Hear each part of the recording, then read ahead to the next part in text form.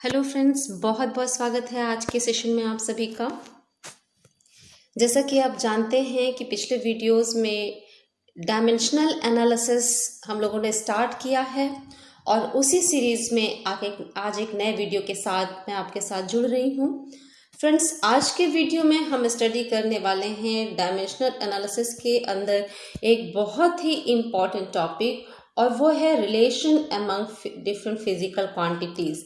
यानी जो physical quantities हैं, भौतिक राशियां हैं, उनके बीच में डायमेंशनल एनालिसिस को यूज करके हम किस तरीके से एक रिलेशन डेवलप कर सकते हैं। और इस पे बेस्ड कई क्वेश्चंस आपसे पूछे जाते हैं।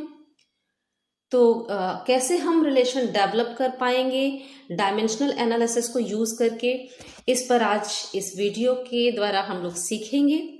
बिना डिले किए हुए हम आज के टॉपिक पर आगे बढ़ते हैं। उससे पहले कहना चाहती हूँ कि यदि ये वीडियो आपके लिए हेल्पफुल होता है फ्रेंड्स, तो वीडियो को लाइक करना और चैनल को सब्सक्राइब करना बिल्कुल भी ना भूलें। तो जल्दी से वीडियो को लाइक करिए और चैनल को सब्सक्राइब करिए। आइए आज के टॉपिक पर हम आगे बढ़ते हैं और देखते हैं कि डायमेंशनल एनालिसिस क्या है। फ्रेंड्स, अब बहुत ज़्यादा इस पर हमें चर्चा करने की आवश्यकता नहीं पड़ेगी, क्योंकि पिछले वीडियोस से हम डायमेंशनल एनालिसिस के बारे में पढ़ते आ रहे हैं और आप सभी अब तक जान चुके होंगे the method of studying a physical phenomena on the basis of dimensions is called dimensional analysis. That means किसी फिजिकल फिनोमेना को अगर हम डायमेंशंस के बेस पर स्टडी करते हैं तो उसे ही हम डायमेंशनल एनालिसिस कहते हैं। और इस मेथड पर यानी डायमेंशनल एनालिसिस को यूज करके जो 3 बेसिक प्रोसेसेस हम कंप्लीट करते हैं, यानी 3 बेसिक यूजेस, मेन यूजेस क्या हैं डायमेंशनल एनालिसिस के। तो नंबर 1 है to convert a physical quantity from one system of units to another, यानी किसी फिजिकल क्वांटिटी की यूनिट को चेंज करना, ये भी हम कर पाते हैं डायमेंशनल एनालिसिस को यूज करके। और पिछले वीडियो में ये हमने आपने किया भी, देखा और सीखा। सेकेंड यूज डायमेंशनल एनालिसिस का to check the correctness of a given physical relation. हम किसी फिजिकल इक्वेशन को चेक करना चाहते हैं कि ये डायमेंशनली करेक्ट है या नहीं, तो ये भी हम कर पाते हैं by using the dimensional analysis, और ये भी हम पिछले वीडियो में कर चुके हैं। फ्रेंड्स, आज के वीडियो में हम देखने जा रहे हैं to derive a relationship between different physical quantities, यानी डिफरेंट फिजिकल क्वांटिटी के बीच हम एक रिलेशन डेवलप करना चाहते हैं बाय यूजिंग डायमेंशनल एनालिसिस। ये हम आज के इस वीडियो में देखेंगे। तो friends, relationship between different physical quantities कैसे हम डेवलप करेंगे ये relationship by using dimensional analysis process. तो यहां भी हम यूज करेंगे प्रिंसिपल ऑफ डायमेंशनल होमोजेनिटी, जिसे जस्ट अभी इससे पहले वाले वीडियो में जहां हमने चेक किया है dimensional correctness of the given equation, यानी ये गिवन इक्वेशन डायमेंशनली करेक्ट है या नहीं, जहां पर हमने इसे चेक किया है by using dimensional analysis process, वही हमने डिस्कस किया था डायमेंशनल होमोजेनिटी प्रिंसिपल क्या है। क्योंकि किसी इक्वेशन की डायमेंशनल करेक्टनेस को चेक करने के लिए, यानी ये चेक करने के लिए कि इक्वेशन डायमेंशनली करेक्ट है या नहीं, उसके लिए भी हमने प्रिंसिपल ऑफ डायमेंशनल होमोजेनिटी यानी विमीय समांगता का सिद्धांत का ही यूज किया था। और आज हम उसी डायमेंशनल होमोजेनिटी प्रिंसिपल को यूज करके देखेंगे कि किस तरीके से हम डिफरेंट फिजिकल क्वांटिटीज के बीच रिलेशन डेवलप कर पाएंगे। फ्रेंड्स, यहाँ मैं शॉर्ट में बता देती हूँ प्रिंसिपल ऑफ डायमेंशनल होमोजेनिटी, जैसा कि पिछले वीडियो में आपने देखा। अगर फिर भी डाउट है तो एक बार पिछले वीडियो पे जाइए, उसको आप देखिए। अगर कोई प्रॉब्लम है तो आप कमेंट में जल्दी से लिख देंगे, जिससे मैं आपके आगे की प्रॉब्लम भी सॉल्व करने की कोशिश करूंगी। तो क्या कहता है प्रिंसिपल ऑफ डायमेंशनल होमोजेनिटी, विमीय समांगता का सिद्धांत, जिसमें आपने देखा था कि कोई भी इक्वेशन डायमेंशनली करेक्ट तभी होगी if all the terms on both sides of the given equations, all the terms on both side of the given equation are of same dimension. यानी कोई अगर इक्वेशन दी गई है, मान लीजिए हम लोगों ने डिस्कस भी किया था दो तीन डिफरेंट इक्वेशंस को लेकर के पिछले वीडियो में, जैसे v is equal to u plus at है, तो ये डायमेंशनली करेक्ट होगी अगर इसके सभी टर्म्स जो कि इस इक्वलिटी साइन के दोनों तरफ है, यानी दोनों साइड के ऑल टर्म्स सेम डायमेंशंस के हैं। तो ऑल टर्म्स का मतलब क्या, जैसे इस साइड एक ही टर्म है v, दूसरे साइड देखिए एक टर्म u है और एक टर्म at है, यानी v, u और at सभी सेम डायमेंशन के होने चाहिए, जिसे हम लोगों ने 2 स्टेप में ब्रेक करके भी सीखा है। जैसे प्रिंसिपल ऑफ डायमेंशनल होमोजेनिटी में हम ये कह सकते हैं कि गिवन इक्वेशन, फर्स्ट पॉइंट पे हम कहें गिवन इक्वेशन का left hand side and right hand side same dimension का होगा, और अगर किसी साइड में या दोनों साइड में, यानी left hand side and right hand side, इसमें एक से ज्यादा टर्म्स हैं, यानी एडेड एंड सब्ट्रैक्टेड, एक से ज्यादा टर्म्स को ऐड या सब्ट्रैक्ट किया गया है, जैसे यहाँ पे u और at को ऐड किया गया है, तो ये एडेड एंड सब्ट्रैक्टेड जो भी टर्म है वो भी हर टर्म सेम डायमेंशन का होगा, यानी जो u की डायमेंशन है वही डायमेंशन at की होनी चाहिए, तभी ये इक्वेशन डायमेंशनली करेक्ट कही जाएगी। और यही बात प्रिंसिपल ऑफ डायमेंशनल होमोजेनिटी में हमें बताई जाती है, और इसी प्रिंसिपल को हम यूज करेंगे आज निकालने के लिए relationship between different physical quantities, यानी डायमेंशनल एनालिसिस हम करने जा रहे हैं, और उसमें हम यूज करेंगे प्रिंसिपल ऑफ डायमेंशनल होमोजेनिटी, जिसके बेस पर हम निकालेंगे relationship between different physical quantities. तो आइए इस पर हम आगे बढ़ते हैं। By using the principle of dimensional homogeneity we can derive an expression for physical quantity if we know the various factors on which the physical quantity depends. यानी principle of dimensional homogeneity को use करके हम relationship निकालेंगे between different physical quantities, लेकिन कब निकाल पाएंगे, if we know the various factors on which the physical quantity depends। अगर हमें पता है कि ये दी गई physical quantity, given physical quantity किन किन फैक्टर्स पर डिपेंड करती है, तो ही हम डायमेंशनल होमोजेनिटी यूज करके उस फिजिकल क्वांटिटी के लिए एक रिलेशन, एक एक्सप्रेशन डेवलप कर पाएंगे। तो फ्रेंड्स, ये बेसिक यहाँ पे जो फैक्ट है उसको याद रखिएगा कि we can derive an expression for a given physical quantity only if we know the various factors on which the given physical quantity depends. किन किन फैक्टर्स पर गिवन फिजिकल क्वांटिटी डिपेंड करती है।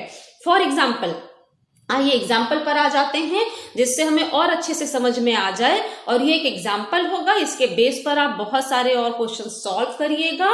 अगर कोई प्रॉब्लम आएगी तो आप कमेंट में जरूर लिखिएगा, मैं आपकी हेल्प करूंगी। तो एग्जाम्पल हम लेते हैं, derive the expression for the time period of simple pendulum. Derive the expression for the time period of simple pendulum using the method of dimensional analysis. The simple pendulum is oscillating under the force of gravity. Force of gravity आप जानते हैं, force of gravity के under oscillate कर रहा है, यानी यहां जो एक्सीलरेशन आएगा वो स्मॉल g होगा। ये बात आप पहले से जानते हैं, फोर्स ऑफ ग्रेविटी क्या है ये आप पढ़ चुके हैं। And it's time period depends on, और जो सिंपल पेंडुलम है वो फोर्स ऑफ ग्रेविटी के अंडर ऑसिलेट कर रहा है, सिंपल पेंडुलम आपका, और ये ऑसिलेटिंग सिंपल पेंडुलम का हमें टाइम पीरियड के लिए एक्सप्रेशन डिराइव करना है, और ये टाइम पीरियड जिसके लिए हमें एक्सप्रेशन डिराइव करना है वो किन किन फैक्टर्स पर डिपेंड करता है ये जानना जरूरी है, तभी हम रिलेशन निकाल पाएंगे। तो यहाँ एग्जाम्पल में दिया गया आपको कि किन किन फैक्टर्स पर ये टाइम पीरियड डिपेंड करता है। ये नोन वैल्यूज हैं जो आपको दी जा रही हैं, और ये जरूरी भी है क्योंकि इसके बिना हम रिलेशन नहीं निकाल पाएंगे। तो टाइम पीरियड किन किन फैक्टर्स पर डिपेंड करता है।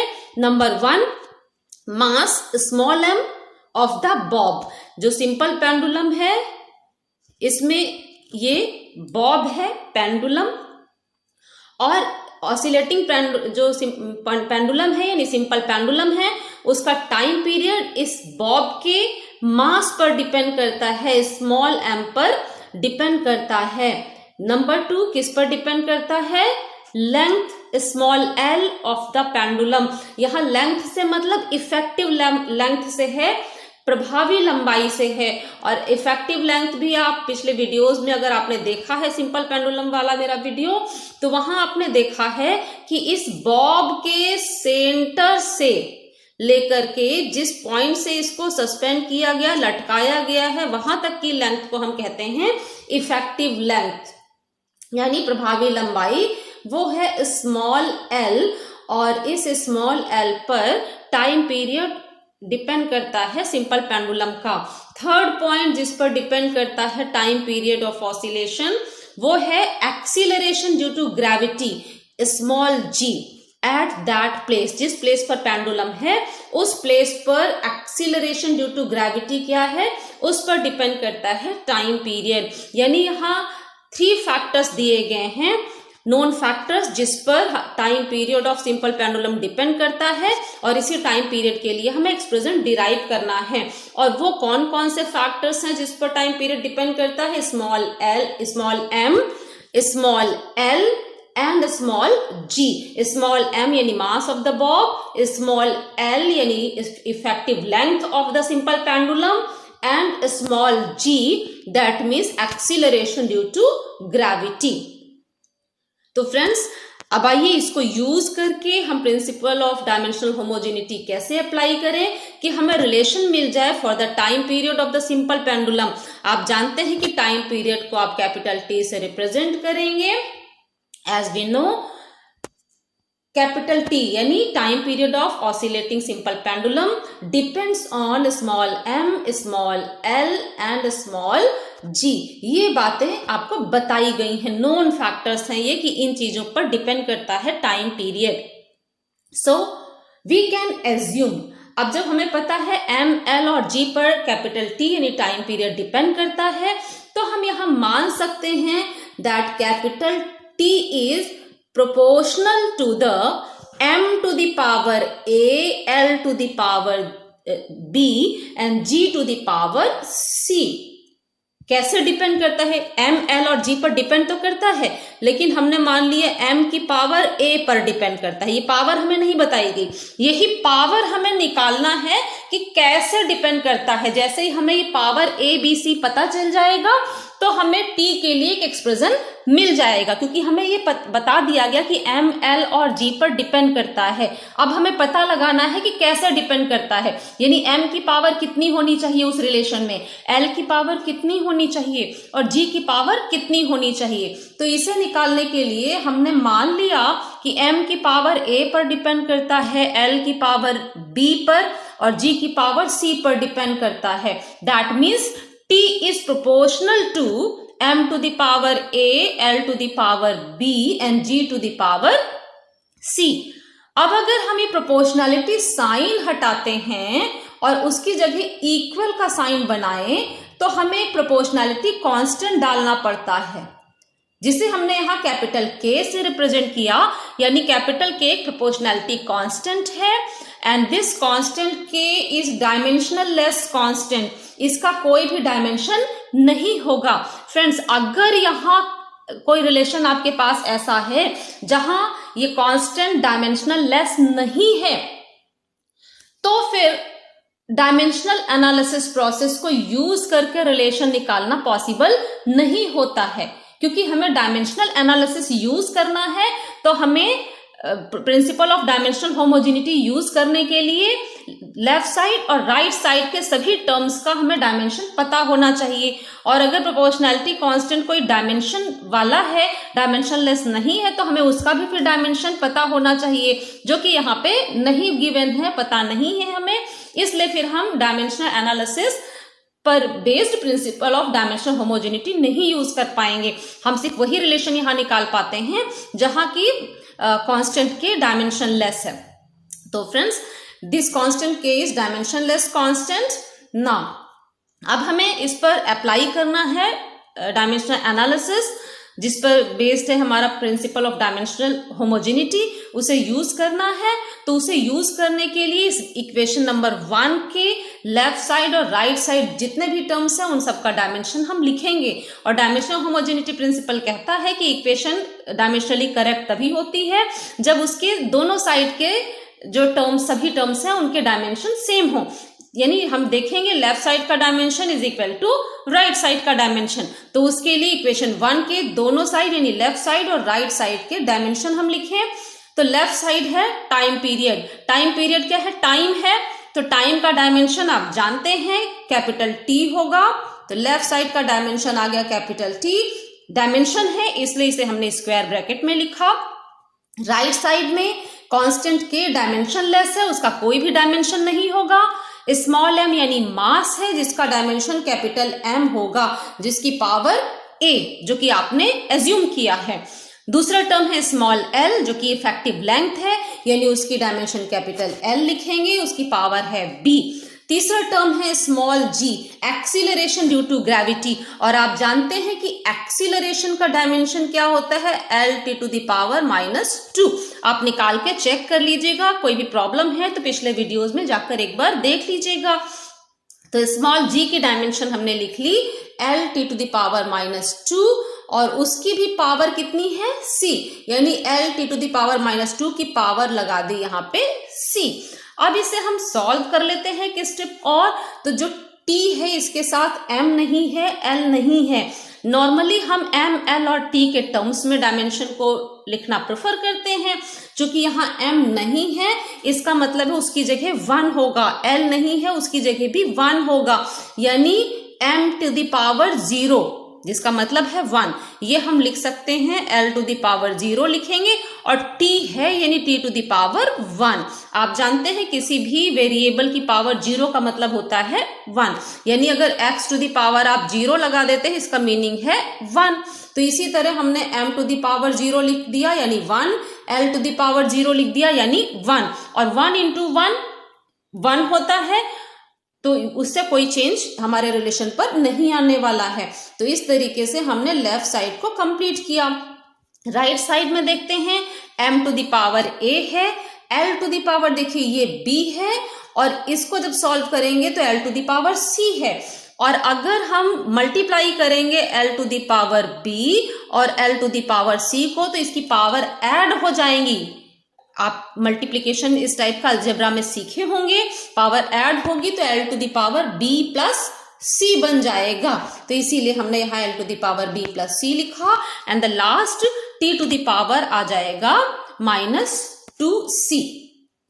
यहाँ कुछ प्रिंटिंग मिस्टेक है, t पावर में नहीं होगा, यानी ये m to the power a होगा, L to the power b plus c होगा and t to the power -2c होगा।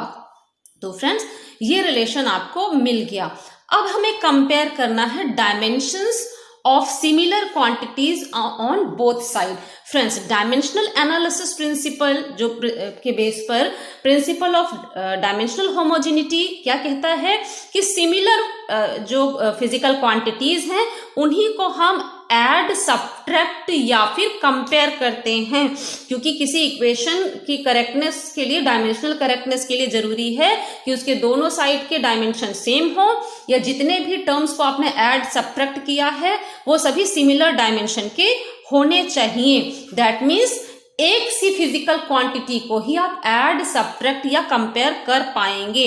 अब इसको अगर हम दोनों साइड को हम कंपेयर कर रहे हैं यानी इक्वेशन डायमेंशनली करेक्ट होनी चाहिए, इसके लिए लेफ्ट साइड की dimension is equal to right side की डायमेंशन होना चाहिए। और कंपेयर करने का मतलब यही है कि हम मान लेते हैं कि left side dimension is equal to right side dimension होगा। और जब आप कंपेयर करेंगे तो कंपैरिजन में भी आप देखिए यहाँ MLT, M यानी मास, L यानी लेंथ, T यानी टाइम, तो सिमिलर फिजिकल क्वांटिटी को ही हम कंपेयर कर सकते हैं। तो अब यहाँ डायमेंशन के अंदर भी अगर हम जाएं, बोथ साइड की डायमेंशन सेम ले ली हमने, तभी हमने इक्वल साइन लगाया है। फर्स्ट स्टेप हमने यूज कर लिया है प्रिंसिपल ऑफ डायमेंशनल होमोजेनिटी का। अब उसके अंदर अगर हम देखें तो हम मास को मास से ही कंपेयर कर सकते हैं, लेंथ को लेंथ से और टाइम को टाइम से। दैट मीन्स ये m⁻0 जो लेफ्ट साइड है वो किसके इक्वल होना चाहिए, m⁻a के। इसी तरह l⁻0 किसके इक्वल होना चाहिए, l⁻b+c के। और जो थर्ड है t⁻1 किसके इक्वल होना चाहिए, t⁻−2c के इक्वल होना चाहिए। और जैसे ही ये हम कंपेयर करेंगे यानी पावर को इक्वल रखेंगे तो हमें ये रिलेशन मिलने लगते हैं, a = 0, b+c = 0 and -2c = 1। Friends, जब इन तीनों रिलेशन को हम सॉल्व करते हैं तो सॉल्व करने पर आपको ये रिलेशन मिल जाते हैं for a, b and c। और बहुत सिंपल है सॉल्व करना, जैसे -2c = 1 है, यहीं से आप स्टार्ट करते हैं सॉल्विंग तो c की वैल्यू आपको तुरंत मिल जाती है -1/2, ये आपको मिल जाती है c की वैल्यू। फ्रेंड्स, जब आपको c की वैल्यू निकल के मिल जा रही है तो इसे दूसरे वाले रिलेशन पे हम अप्लाई करेंगे और आपको b = -c मिल जाता है, b+c = 0 से। इसलिए b की वैल्यू जहां c सब्स्टिट्यूट करेंगे तो ये 1/2 बन जाएगा, माइनस इंटू माइनस प्लस में कन्वर्ट हो जाएगा और a आपको 0 दिया ही गया है। तो इस तरीके से a, b और c तीनों की वैल्यूज आपको मिल जाती हैं। और अब इन तीनों को हम इक्वेशन 1 में सब्स्टिट्यूट करेंगे। इक्वेशन 1 आपने यहाँ जो निकाला था इक्वेशन 1, इसमें आपको सब्स्टिट्यूट कर देना है ए बी सी की वैल्यू। और जैसे ही उनकी वैल्यूज आप सब्स्टिट्यूट करते हैं आपको मिल जाता है कैपिटल T यानी time period = k m⁻0 l⁻1/2 and g⁻⁻1/2। और पावर 1/2 का मतलब आपको पता है अंडर रूट, यानी जो l⁻1/2 है वो √l हो जाएगा और g⁻⁻1/2 है वो अपॉन √g हो जाएगा। तो इसी को आप एक साथ लिखेंगे तो √l/g हो जाएगा, यानी t की वैल्यू आपको मिल जाएगी t = k √l/g। और m की पावर हो गई है 0 और किसी भी वेरिएबल की पावर जब आप 0 लिखते हैं दैट मीन्स 1, यानी m⁻0 हो जाएगा 1। तो आपको रिलेशन मिल गया कैपिटल T = k × 1 × √l/g। इसको आप सॉल्व करेंगे तो T = k √l/g। ये रिलेशन आपको फाइनली मिल गया। फ्रेंड्स, डायमेंशनल एनालिसिस यूज करके हम कांस्टेंट k की वैल्यू को निकाल नहीं सकते। जो भी कांस्टेंट निकाला जाता है वो अलग डिफरेंट प्रोसेस से निकाला जाता है। जैसे यहाँ एक्सपेरिमेंट्स के बेस पर सिंपल पेंडुलम के लिए कांस्टेंट k की वैल्यू निकाली गई, k = 2π। और अगर ये हम k की वैल्यू को सब्स्टिट्यूट करें रिलेशन में तो हमें मिल जाता t = 2π √l/g। यानी आपको एग्जाम के पॉइंट ऑफ व्यू से जब प्रिपेयर करना होगा तो आप बहुत सारे इसी तरह से एग्जाम्पल सॉल्व करेंगे और ज्यादातर रिलेशन आपको जो नॉन रिलेशंस होते हैं वो आपको मिल जाएंगे और वहां पर आप लास्ट में लिखेंगे जब यहां तक सॉल्व करने के बाद कि एक्सपेरिमेंट के बेस पर ये कांस्टेंट k की वैल्यू आपको इतनी मिलती है गिवन रिलेशन के लिए, जो रिलेशन आप स्टडी कर रहे होंगे। और फिर आप अगले स्टेप में रिलेशन को कंप्लीट करके लिखेंगे। अगर आपको वो कांस्टेंट जो वैल्यू है वो याद नहीं है तो आपको फिर यहीं पर छोड़ना होगा रिलेशन को, क्योंकि डायमेंशनल एनालिसिस से कांस्टेंट की वैल्यू आप नहीं निकाल सकते हैं। तो फ्रेंड्स, ये डायमेंशनल एनालिसिस के बेस पर इस तरीके से आप रिलेशन निकालेंगे। इस पे बेस्ड आप डिफरेंट और अपने जो एग्जाम्पल्स हैं उनको सॉल्व करिए और एग्जाम के पॉइंट ऑफ व्यू से खुद को प्रिपेयर करिए। फ्रेंड्स, आज के इस वीडियो में इतना ही हम करेंगे।